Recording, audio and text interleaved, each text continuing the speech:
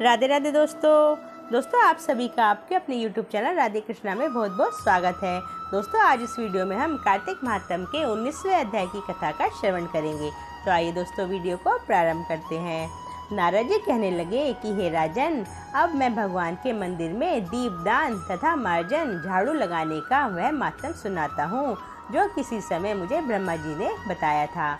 पहले चंद्रवंश में जयध्वज नाम का अत्यंत प्रतापी तथा प्रभु भक्त राजा राज्य करता था।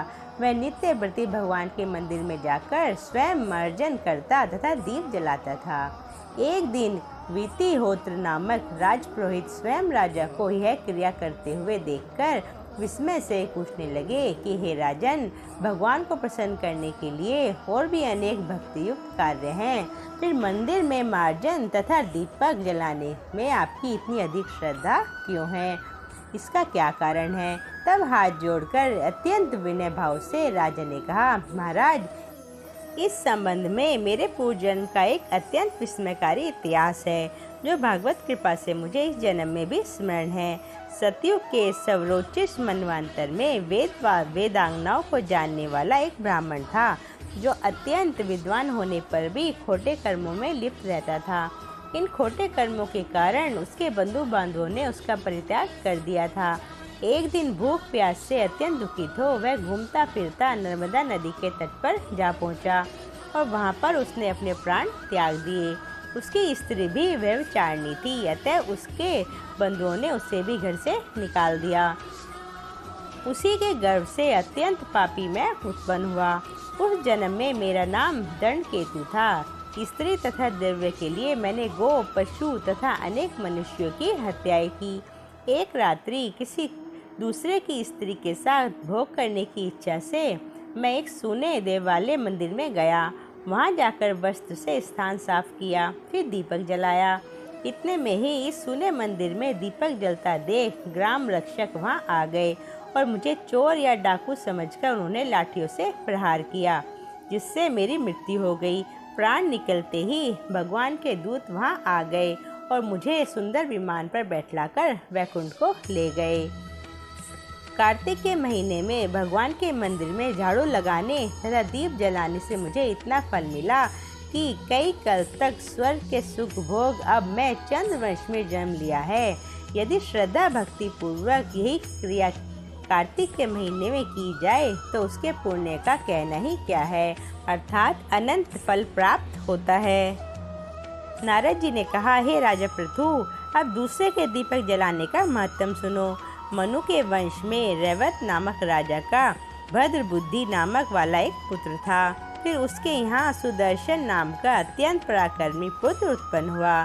भद्र बुद्धि की राजधानी नर्मदा के तट के समीप महेंद्र पर्वत पर थी। एक बार शिकार खेलने के लिए सुदर्शन अपने साथियों के साथ वन में गया। घूमते फिरते हुए उसने नदी के उस पार एक सुंदर कन्या को देखा तो साथियों को वहीं छोड़ घोड़े पर सवार हो तत्काल नदी के उस पार जा पहुंचा। वहां उस रूपवती कन्या को देखकर सुदर्शन उस पर मोहित हो गया।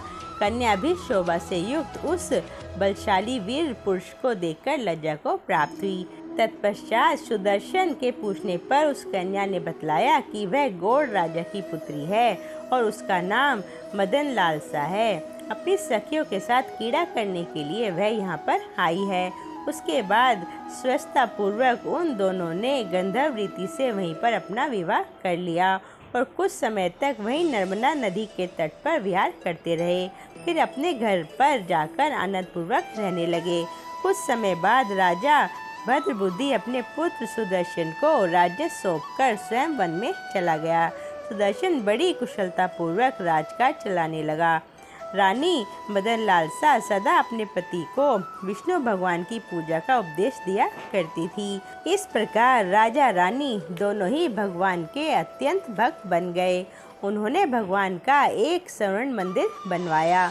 दोनों ही उसमें भगवान का पूजन तथा दीपदान किया करते थे। एक दिन रानी मंदिर में दीप जला रही थी कि उसी समय राजा ने उसे बुलवाया, परंतु दीपक जलाकर आने में रानी को कुछ देर लग गई।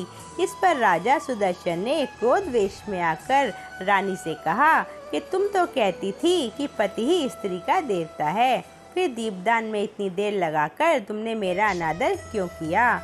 यदि देरी का कोई अन्य गुप्त कारण हो तो वह कहो।